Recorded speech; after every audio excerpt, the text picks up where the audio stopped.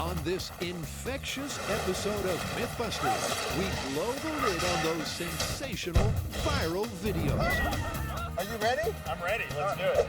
Can you believe everything you see on the net? It's scientific! Like a sawdust cannon Say hello to my little friend! or a water-powered rocket car or even fainting goats. We're gonna drop him with this one. Who are the Mythbusters? Adam Savage and Jamie Hyneman. That's perfect. Hold it there. Between them, more than 30 years of special effects experience. Okay. Freedom! Joining them, Grant Imahara, You suck! Tori Belleci, Put your back into it. and Carrie Byron. High explosives and electricity. Woo! They don't just tell the myths, they put them to the test.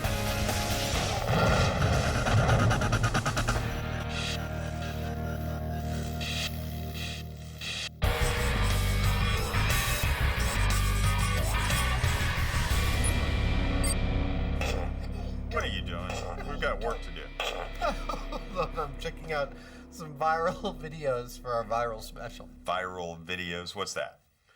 There's this invention out there called the internet, and the latest, biggest craze on it is people trading videos which go what is called viral, i.e. they have spread throughout the population like a virus because they're so shocking, so amazing, or so hilarious. Okay, well, what's in it for us? Well, are they real, or are they just camera editing or computer trickery? Okay, that's something we can sink our teeth into. That's what I thought.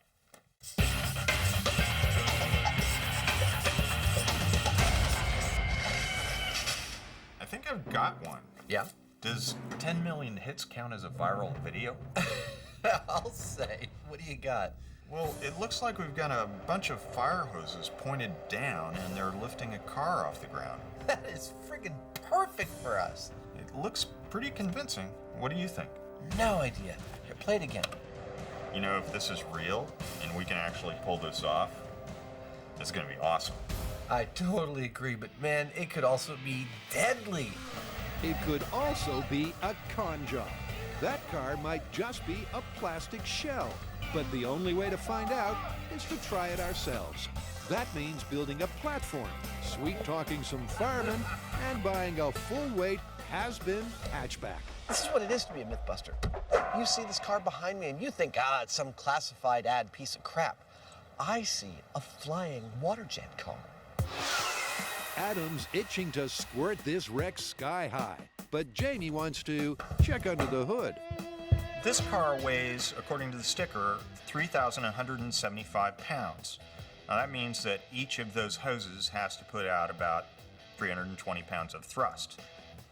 Personally, I don't think so. Jamie decides to start small scale, and he's not afraid to delegate. Okay, well, this is our car. I need you to make me a 1/6 scale version of this on the CNC. Can you do that? Yes, we can do that, definitely. Okay, off you go. Okay. The CNC mill is a computer-controlled milling machine that will take a laser-scanned image of a real car and generate a toolpath for its cutting tool that will carve out a miniature version of the car at any scale we like out of something like a fine-grained particle board. Meantime, Adam knocks up a miniature 10-nozzle frame for the tiny car to sit on. The frame and the car fit together just like a piston in a cylinder. Oh, it's perfect. Look at that. This might be a small-scale test, but still, why mess up your own backyard? Jamie's picked out a fire training facility about 30 miles east of the city in Pleasanton. Given that we're going to be harnessing hundreds or maybe even thousands of horsepower of diesel pump energy and putting that through hoses, this is kind of a dangerous situation that we don't really want to just dive into without preparation. And so we're going to build a scale model, see how well we can control it, see if we can learn anything about it before we start dealing with the big boys. Okay, this bewildering mix of half-hose, double-pipe, triple-glued, multi-valves sure don't look small-scale. Thankfully, Adam's here to explain it. Right, kiddies, close your eyes and open your brains. Well, actually, keep your eyes open because this television is going to take you on a little journey. Picture yourself as a droplet of water with a bunch of your friends heading down this 2.5-inch fire hose. Everything's going great. Then all of a sudden, you hit this transition. What is this? Oh, it's starting to have to do with the Mythbusters. So, you and your friends are divided into 2 groups. This group, the left group, let's go see what they're going on.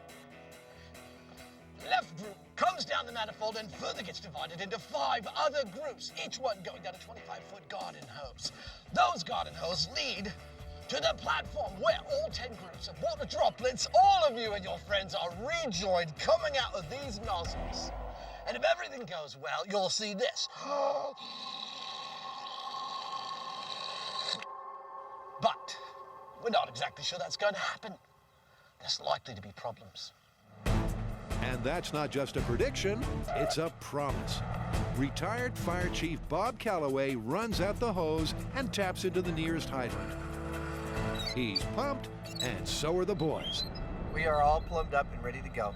And what I'm hoping to discover here is information about the flight characteristics of the full-size car when we power it up.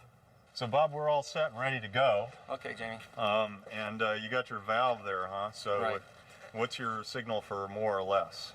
More is this way. Less is like Less that. is this way. Just like a crane, okay. Right. Well, I'm going to stand kind of safely off to the side watching the whole thing, and I'll give you your signal more or less, and we'll just kind of ramp on up.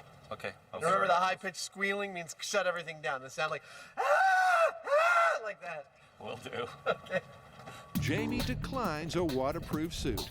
That's because Adams volunteered to handle the hoses.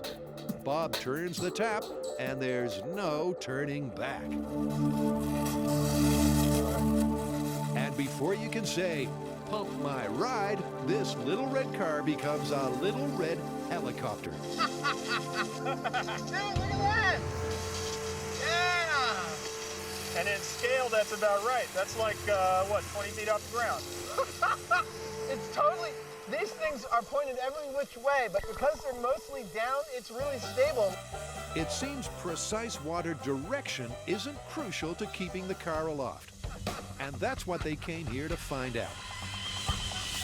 Bolstered by an unshakable belief in his own brilliance, Adam decides to kick it up a notch. That's maximum. You know what I'm thinking? What? Is that when we go up to full size, see how just a little bit of guidance keeps Yeah. it dampened? So all we need are like 4 ropes. Well, notice there's a guy on every hose in the video.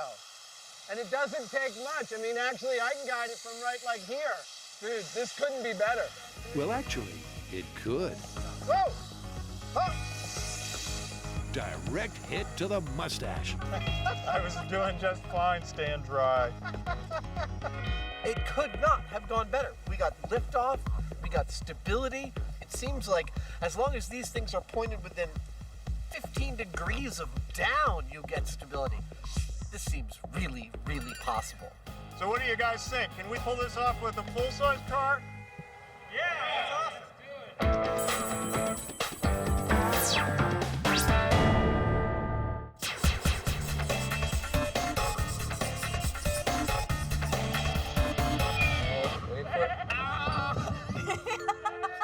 I've seen this footage so many times, it just gets funnier. Now, apparently they're fainting goats. I mean, this is a news story. But have you ever heard of any animal besides a human fainting? No, and in fact, some of our fans think that this is just a hoax because this footage is so weird. Well, you know, there's only one way to find out. All right, let's go see for ourselves. So Carrie and Tori hit the road to confirm or confound this possible fraud once and for all. All right, we're at Renegade Ranch to see these fainting goats. I mean, I haven't seen one fall over yet. So I'm just kind of excited to get in there and try to freak them out and see if we can get them to fall over. I know that seems kind of cruel, but you know, science could be cruel sometimes. I have seen this internet clip so many times because it cracks me up. Do goats actually faint? Well, they do and they don't. They appear to faint, but they don't actually lose consciousness when they fall on the ground. It's a muscle condition called myotonia that affects their leg muscles. So when they get scared, sometimes even excited, their muscles are tightened up in their legs, and sometimes they'll actually fall over. Yeah, but this still smells like a rural myth, meant to make us city folk look dumber than a fence post. But Tori's halfway convinced. Apparently, shepherds breed these goats just for that gene, so that way they can put one of these goats into their flock of sheep, so when a real predator shows up, all the sheep take off and the goat is stuck there, paralyzed, so that the predator can eat it and not the sheep. Now, if that's not taking one for the team, I don't know what is. The sad thing is, it's not even his team. I mean, it's the sheep, you know? Sounds like someone's going soft on these cute little guys. It won't last.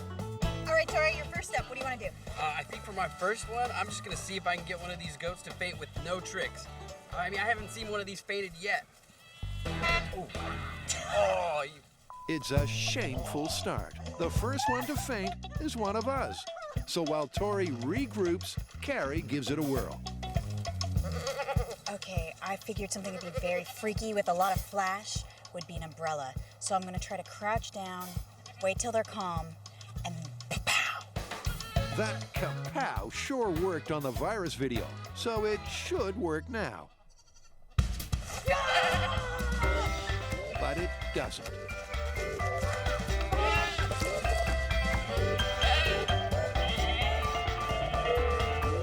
They're laughing at us, Carrie. They mock us. I don't think this is as easy as I thought it was gonna be. Every failure to faint casts more doubt on this viral video. But Tori needs to prove that he's smarter than the livestock. I'm thinking maybe I'm gonna lay down in that trough right there. Cover me in hay.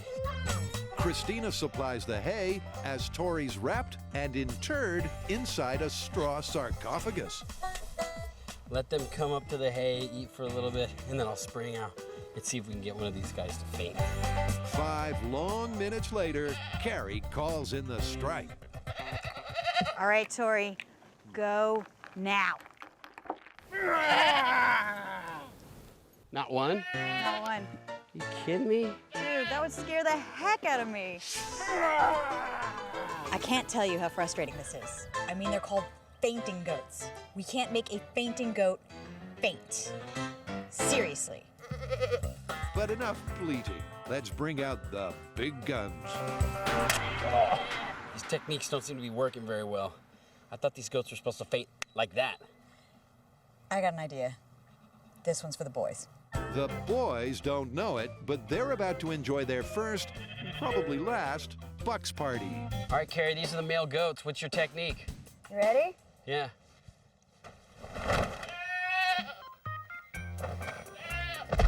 Tori falls to friendly fire, but once again, Carrie fails to stun or stiffen the target species. Wasn't ready for that one, Carrie. It's especially annoying because by now they know the goat video was no fraud. Behind the scenes, they're falling like flies. You want to know what's frustrating me the most? Everybody seems to be able to get these goats to fall except Carrie and me. Camera guy walks by a goat, it falls over. The runner, he's making goats fall over. The farmer walks by and they're falling over. Well, the breed is called the Tennessee fainting goat. So Carrie and Tori give themselves one last shot at the goat version of Operation Shock and Awe. I think maybe we need to blend. Should we use our secret weapon? Camouflage? Camouflage.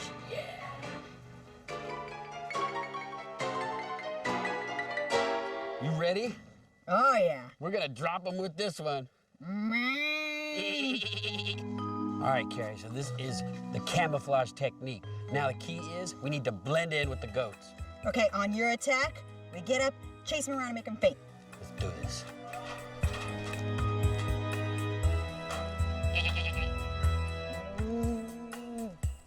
Looking like rejects from a Wizard of Oz revival, Tori and Carrie stalk their prey.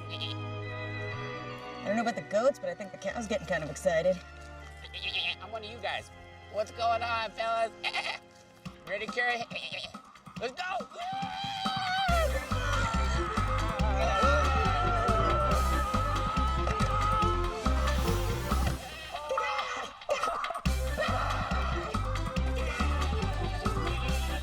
Got him. Totally worked. Yeah, we got a few. I got one over there. It won't work every time on every goat, but we've seen enough to prove that this video virus is the real deal. They really can be scared stiff. I am so convinced that this works. It actually doesn't take that much. You just have to know what you're doing, which we obviously don't most of the time. This myth is absolutely confirmed. These goats faint. Producers of Mythbusters wish to say that no goats were heard during filming, though several felt they were made to look stupid. Authorized and spoken by Robert Lee.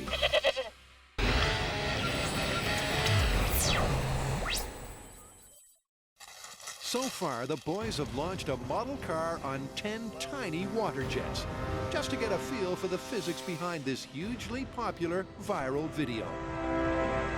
The pressure builds back at M5 as they start designing the full-scale version. We don't need something as complex as that. We can have something like NPT pipe fittings to have attachment pipe fitting there, so your hose comes in here. Yeah, and then a nipple. PSI. Yeah, what do we gain and what do we lose?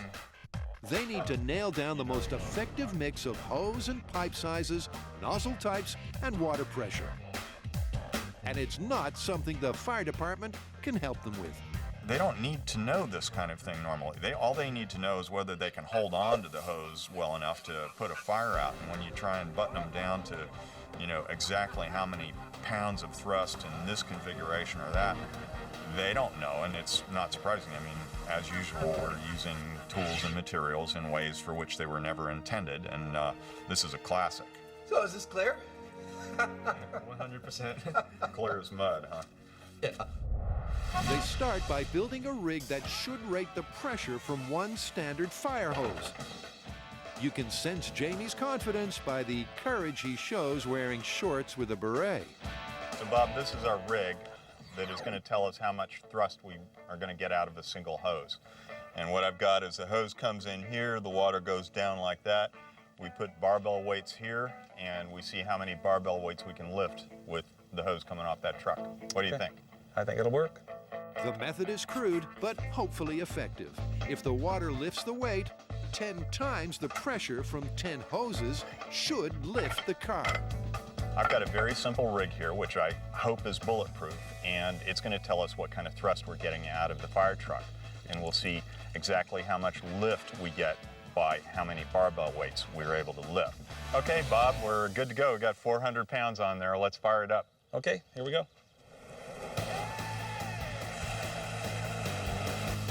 The water just barely raises the weights. So Jamie decides to narrow the valve and raise the pressure. Now I'm going to put a reducer on there, which has a much smaller hole, and we'll start to dial in on whether we get any increased thrust from this. Hopefully putting this reducer on this will make for an increased nozzle reaction. That's what they call it in the industry. Bob pumps water through the truck as Jamie wills the weights to greater heights. But this test is headed straight down the drain.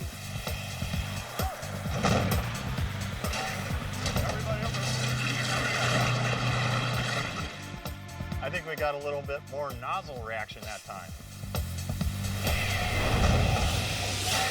It was like a rocket. That was exciting. In fact, that was like dangerous. We did have to kind of like take a dive for the bushes there at one point. I didn't plan on the thing going completely over the top and dumping its weights and becoming a like missile on the end of a string. Well, it's very clear. A fire truck is able to lift at least 400 pounds. But I was hoping to make it lift 800 pounds, twice that much, so we didn't have to use as many fire trucks. But I can't test it because this thing is screwed, and I'm not going to be able to fix it today. So Jamie still has no idea how many trucks he needs. Even if he did, it's midsummer, and spare hoses could be scarce as polar bears in Pleasanton.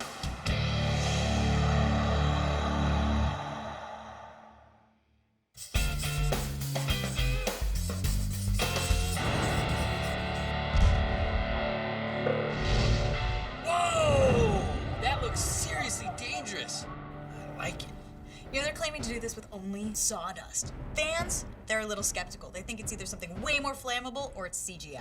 Well, in theory, it could work. Yeah, even though they say they're not using any accelerant, if the powder's fine enough, you could get that result from just sawdust, compressed air, and an open flame. Oh, we are gonna have to be so careful. Yeah, Tori, careful. I'm always careful. That's carefree. You're carefree. There really could have been any number of undeclared combustibles down that pipe. At least the guy seems quite forthcoming about how he put it together. What we have here is the energy source. It's an old propane tank. So, armed with the blueprints, valve. This is a high-speed flow valve. on behalf of doubting viewers everywhere, we're gonna call his bluff and build it like he did. Like all of the recycled junk that we try to turn into something amazing, this is not just a pipe. It's filled with all sorts of other metal work. So I'm gonna have to cut it up and cut everything out and make it right for us. Step one is to pop the top on the tank. Sounds easy, but Carrie soon discovers these things are not meant to be tampered with. Well, you didn't want it to come all off in one piece, did you? Carrie finally breaks through, but there's much more work to do. Tori's timely advice pretty much translates as, well, there's your problem. Okay, so you're gonna have to cut out that whole section there. Sure hope there's a lot more layers in here. That would be way easier than getting a pipe. Yeah, it looks like there might be another layer. Meantime, Grant works on a modified propane canister, just like the one in the video. The propane's been drained, and the tank's been adapted to hold compressed air. And a high-speed, high-flow valve should release all of that air in a short, sharp blast. Air's gonna come in here from our compressor, and what happens is it normally goes in here and fills up the tank, and it's doing that all the time until the tank's full. This leads out to the cannon itself. When we push this button, it cuts off the flow coming in from the compressor and allows the tank air to go directly out to the cannon, and it deploys in less than a quarter of a second. Heavy-duty pipes connect Grant's apparatus with Carrie's cleaned-out cannon, to which she's welded 4 steel struts. It's ready for a proof-of-concept blow test without the flame to see how high they can blast the sawdust. Still, we all know that Uncle Jamie likes them to take this kind of thing outside. I've got a bag of hamster bedding. This is basically just sawdust. I'm gonna put it in the bottom of the cannon, let it off, and see what we're dealing with here. I think this will work out pretty well. It's light and fluffy. 1 bag of plain sawdust, hamster bedding, only partially fills the pipe. Grant hooks up to an air compressor, and once he's up to full pressure, he counts it down. Approaching 100. All right, this is sawdust cannon test with a little bit of sawdust, 100 PSI, in 3, 2, 1. That's good. That's just a little bit of sawdust. That went pretty good. The problem is, it didn't go that high. No. 10 feet in the air. At the moment, it's not looking exactly like the height that we would expect to see based on what we saw in the video. But I think it's achievable. It's definitely achievable. So, what to do? Grant thinks he'll get more punch with less hardware. He fits a shorter connecting pipe. Then Carrie trims an inch or 2 off the legs. This jumble of spare parts just might fulfill its potential. If so, they'll need some elbow room. And Scarface Balachi's already booked the bomb range. Say hello to my little friend.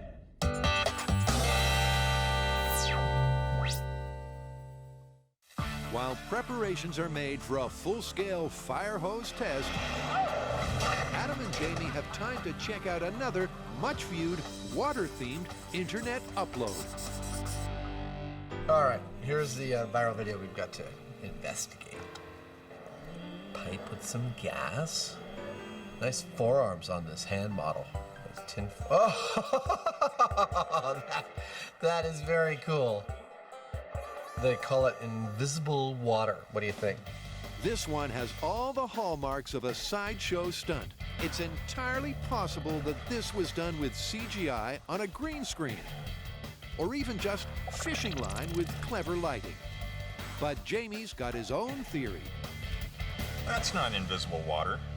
That's some kind of a super dense gas. There are all sorts of them out there. We just gotta find out which one. The prime suspect is sulfur hexafluoride. It's 5 times heavier than air. I promise to show you something really cool as long as you promise not to try it at home, okay? Okay.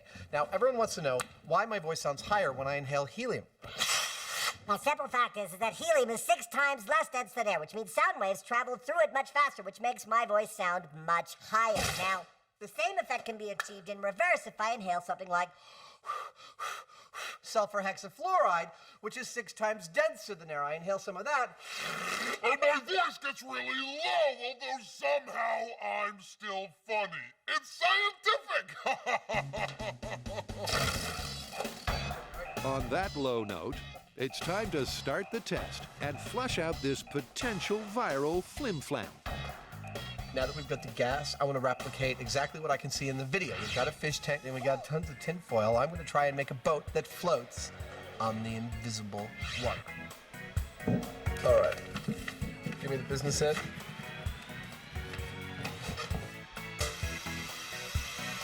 I can't see anything. We'll have to take the full tank on faith, just because we can't see anything. Now, Adam turns boat builder. All right. Replicating the circumstances. You ready? Yep. It's a simple proposition. The boat either floats or it sinks.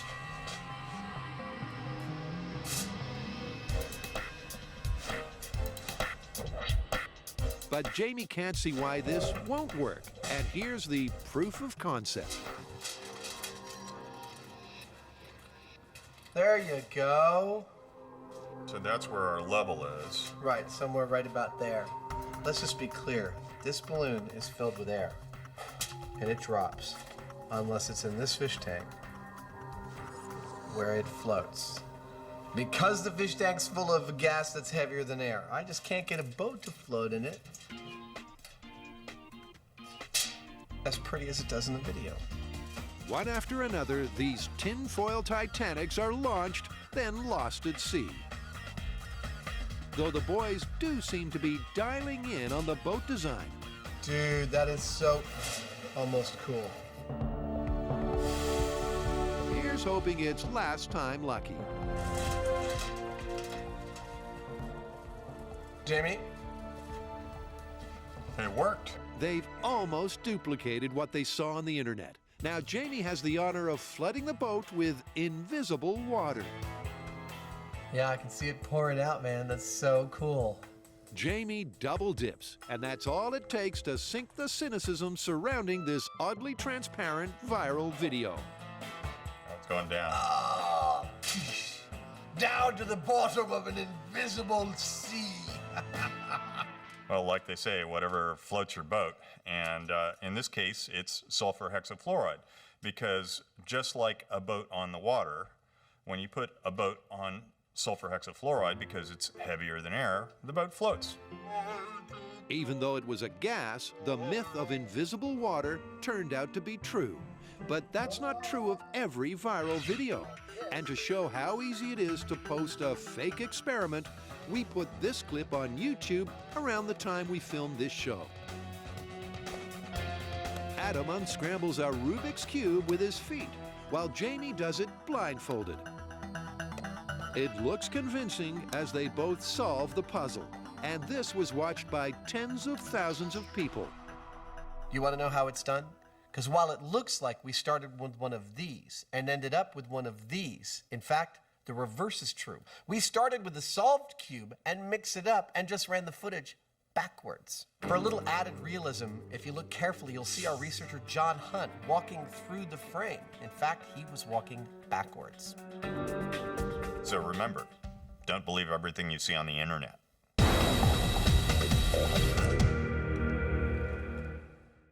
Carrie, Tori, and Grant have trucked their homemade cannon out to the bomb range to see if they can exactly replicate this amazing viral video nothing more than sawdust, air, and a flare. Now, we've seen a lot of really cool viral videos on the internet, but not all of them are 100% the truth. There's a lot of computer graphics. So for this to be confirmed, we need to be able to replicate that giant tower of fire that we saw on the internet video. This orange line right here is connected to the air compressor, and that is the source of air for the whole cannon. And hopefully, that'll be enough to create a huge sawdust plume. Their one and only test was One! underwhelming. That went pretty good. And even though they've upsized the pipes, this time the cannon needs to blast a lot more sawdust. Maybe booking the bomb range was a tad optimistic, though Tori will be playing with fire. The plan is I'm gonna light the flare, I'm gonna stick it into the top of the barrel in the pile of sawdust like a birthday candle. I'm gonna run back, Grant's gonna pull the string, and we're gonna launch that sawdust into the air, and hopefully we'll get a giant tower of fire. Perfect. And then hopefully we'll all go, are we missing our eyebrows? Am I missing an eyebrow? The pressure inside the ex-propane tank rises to 120 psi. Okay, perfect. Good to go. Tori lights, then inserts the road flare. All right. But will this really be enough to make a pipe full of common sawdust go boom? Hang on to your hamsters. All right, 3, 2, 1. For just a heartbeat, it seemed they wouldn't get the fireball. But good things do come to those who wait.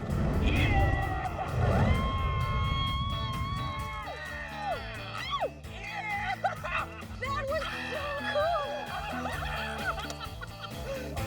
Confirmed. Oh my God, that was the coolest thing I've ever seen. Free! It didn't look like it was gonna ignite, and then all of a sudden, boom! It went up. It was beautiful. And it's not just the flame and the size of the flame, but the sound. Whoa. It was amazing. And Carrie thought it was even better than the video. The sawdust went up with the flare, a mushroom cloud formed, and then the fire fell, and then you could see the flare falling to the ground. It was way cooler. Challenge accepted, potential hoax, unhoaxed, and time to up the ante. So we made our cannon to the specs of the video, and it worked. Now it's time we wrap it up, and we make a giant cannon and see how big we can make the fire! Aside from the upscaled hardware, they plan to fool around with alternate ammunition. In one of those don't try this at home moments, Carrie tests the explosive potential of other fine-grained substances, like ordinary kitchen flour. That was good. Too true, but it gets even better. Next to trying non-dairy creamer, because I hear that's really flammable, and I want to see if that's going to make the biggest fireball of all. Non-dairy creamer. Millions would agree that going up in flames could be its finest moment. Non-dairy creamer, flame burns to my hand and into the cup. It's so flammable that there is a backdraft.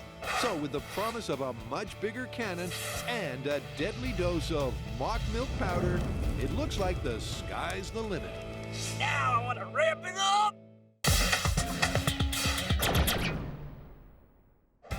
Adam and Jamie are testing the authenticity of this internet video by trying it themselves.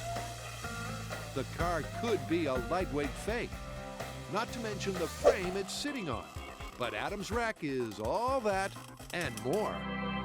This right here is one of the water jets of my completed water jet car lifting platform. I've got 10 of these babies on it. Starts out with a fire hose coupler right here, goes to normal NPT schedule 40, 45, and 90, out to a bowel reducer, and a water jet will be squirting out here. It's a slick piece of plumbing, and every bit as heavy as it looks. This right here weighs about maybe 400 or 500 pounds, and that means that the whole thing is going to be quite heavy. We're going to have to be able to lift maybe around 4,000 pounds if we get that car off the ground. But Adam's problems are more immediate. Turns out my rig's too big to fit in any vehicle we own or can rent. So, having just completed it, I've got to cut it in half. 2 steps forward and 1 back. They'll have to weld the halves together again on site. It's a frustrating start to a day they hope will end bathed in glory. All right, looks like we're good to go. Let's get this show on the road. Every spare fire truck rolls up to the test site. But it's the second setback of the morning. They've only mustered 6 of the hoped-for 10. Still, there's no lack of manpower. As many hands make light work. All right, all we want to do is lift this car over this bar this way. 2 guys on each wheel. That was beautiful. Adam and Jamie strap down the car with the world's biggest seat belts. I just had one of those moments. Can't believe we're doing this. Now to hand things over to the professionals. Well, it went so smoothly, I'm a little nervous, but yeah, I can't think of anything else we can do except hook it up. The boys have burst a valve to maximize their chances. In the wash-up, it all depends on how much water they can pump from these few hydrants, pressurized by just 6 trucks. I'm a little nervous about it because we've only got 6 trucks. The math says we should be able to do it just, but will we? I'll give you a prediction. I think we're going to get the liftoff. Whether it's a nice high liftoff or whether it's a gentle or catastrophic landing, I don't know. But I think we're going to get airborne or waterborne. We've already proved that this video sawdust fireball is no hoax. We did it even better than they did and got a smoke ring to boot. Now we'd like to turn it up a notch with non-dairy creamer and a much bigger cannon. So we've come to machinery and equipment, which is basically a graveyard of industrial parts and machines. I don't think this one's gonna work. It's just too big. I'm pretty sure we're gonna find something here. Oh, that is perfect. All we need to do is lose this, and I love how it's got a cone shape. That way when we blast our air, all our sawdust is gonna come out of the cannon. So we can maximize our tower of fire. He's a great hopper. Can we name it Dennis? It's so hard to find a name both you and the missus can live with. Comedy gold! But they've got exactly what they came for. This is perfect. All I need to do is add an extension, make some adjustments, and put it on a stand. Back at base, Tori plans to accessorize the big blue hopper with a bigger yellow barrel. What I have here is a 55-gallon drum, and I'm going to use this to extend my funnels. But what I need to do first is cut the bottom. No sooner said than done. Then Tori welds the drum tight to the hopper. They'll also need to use much bigger connecting pipes. That looks pretty good. And let's not forget to pack the combustibles. How big a cup of coffee do you think you need for 3,000 pounds of non-dairy creamer? We are loading this into the truck, taking it up to the bomb range, and then putting it into our giant cannon to make a tower of flames. Out on the range, the first challenge is finding a safe, smart way to fill the barrel. What could possibly go wrong? I can't see anything going wrong. But 1,500 pounds of coffee creamer and a light breeze conspire against it. Hey, how full is it? It's kind of hard to tell. According to my calculations, half that should fill this drum. This accident waiting to happen doesn't. Yeah, I agree. We're good. All right, it's full. Back the creamer out. This time, the propulsion comes from Jamie's tried and tested air cannon rig. This was the powerhouse used to blast a cannonball, a baseball, and recently, raw steak. There's your problem. And the creamer cannon is bigger in every way. Then again, it has to lift 700 pounds of powder. So, what's going to happen? First of all, we know that the non-dairy creamer is much more reactive in air than the sawdust.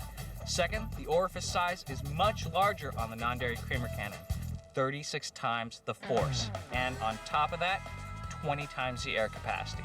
If everything goes right, and that stuff goes up in the air, and it actually ignites, we could set this whole hillside on fire. I'm either expecting to see a much bigger mushroom cloud of fire, or because it's heavier, we're gonna see bloop, and it's gonna catch on fire, and then we're gonna stand there and watch it burn out. Hopefully, choice A. Grant slowly builds the air pressure to 120.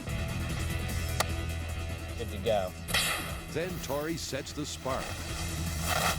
The mass of the creamer in relation to the volume of air is crucial. This could either be a blast or a burn. All right, fire this puppy up. All right, here we go. Non-dairy creamer cannon in 3, 2, 1.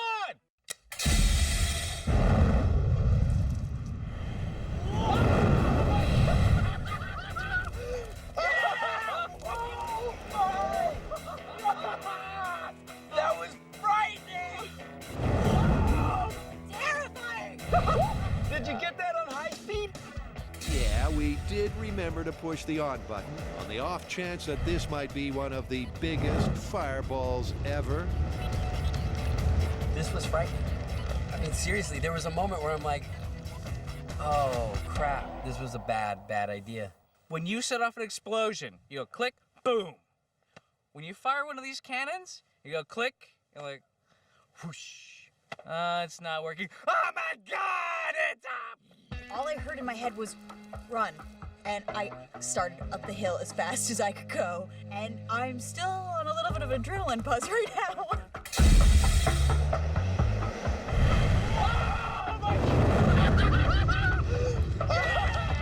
Flaming milk substitute floats down like snow from hell, and the crust at ground zero tells the tale. Dude, you gotta feel this. It's like the top of a creme brulee. Oh my God. I think you need a new camera. Should we take that off? Is it still rolling? Oh, look at that. Oh, whoa! Whoa, it saved it! Hey! You don't need a new lens! This viral video is twice confirmed with a flame the governor must have seen from Sacramento. But it's not a recommended science project. Oh my God! We should destroy this because it's too dangerous to have in our shop. This technology should not be shared with anyone. And just in case you missed the message, I hope I don't need to tell you this, but don't try this at home. We still have like 500 pounds of this stuff. Should we try it again? Maybe after I get some new underwear.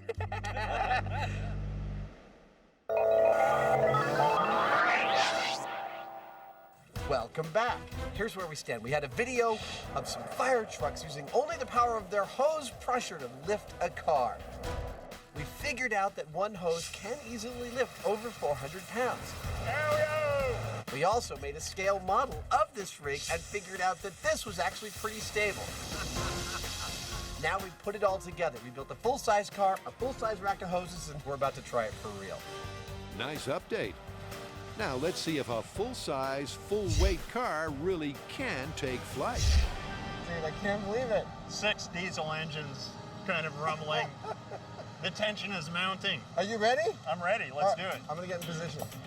Test number 1 starts with a standard hydrant pressure of 80 psi, which Jamie steadily raises 10 psi at a time. All right, all pumps up 10 psi. All pumps up 10 more psi. The car's not flying, All pumps up 10 more psi. and the water's a-wasted. So Jamie shuts her down. All pumps down, completely down.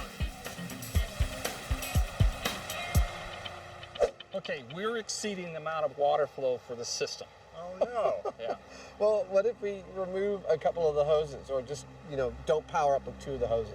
Okay, why don't we try that? Maybe we'll get the lift still that we need. Because we need that pressure. Right, we need the pressure. With a fixed water supply, cutting 2 hoses will raise the pressure in the remaining 8. It's a question of finding the perfect balance. Removing a couple of the nozzles, that'll give us hopefully more pressure, less volume, and not put such a demand on the system. And we're also going to make it happen really quickly. They'll start this test at 100 psi. then lift the pressure bit by bit. 10 more PSI. Once again, they fail to raise the roof or even lift the tires. What's happening is that we're not getting liftoff. Okay, all engines down. What seems to be the reason is we are exceeding the amount of water that the entire city's water system can produce in this location at a specific time. In test after test, All pumps 1, 2, 0. Jamie raises the starting pressure. All engines 170. Okay, down. Off. Repositions the nozzles. All engines 120. All engines down. And cuts the number of hoses. Now we're running on 6 hoses. We have an even balance of hoses in the 4 corners and 2 in the middle. Hopefully that'll be enough. But it's not. Try as they might, the hatchback shows no tendency to hover. But Adam might have the answer. Now see, the problem is we've got an engine. That's why we're not getting any movement. Well, let's get the engine out. All right, let's do it. In the video, you can't tell what's inside the car and what's not. As far as we know, we're doing what they did. There's nothing in the video we saw that said that car had an engine. And we got to get liftoff before the end of the day. So we're lightening our load by a few hundred pounds. Daylight's fading, and this next test is pretty much make or break. This one's going to work. I hope. Up on 6. With 6 engines, 6 hoses, Come on, ladies! Up, up, up. and no motor, the car finally takes flight. Up on 3. Up on 3. Up on 3. And isn't this a thing of beauty? 15 feet high for a full 45 seconds. Okay, down, cut it. Oh, yeah! Nice landing! The new rocking cars start up a little rough, but once they're airborne, they're beautiful. It worked. I didn't actually think it was going to happen, but it did. Looked just like the video. We got it. And I gotta say, it was beautiful. It was a moment I didn't want to end. I'd say we've confirmed this one. Confirmed it is. It was cool, though. It looked so unlikely, but these guys, whoever they are, seem to know their business. The video is verified. You know, of course, this makes me want to make a backpack. Of course it does. Or maybe like a hoverboard.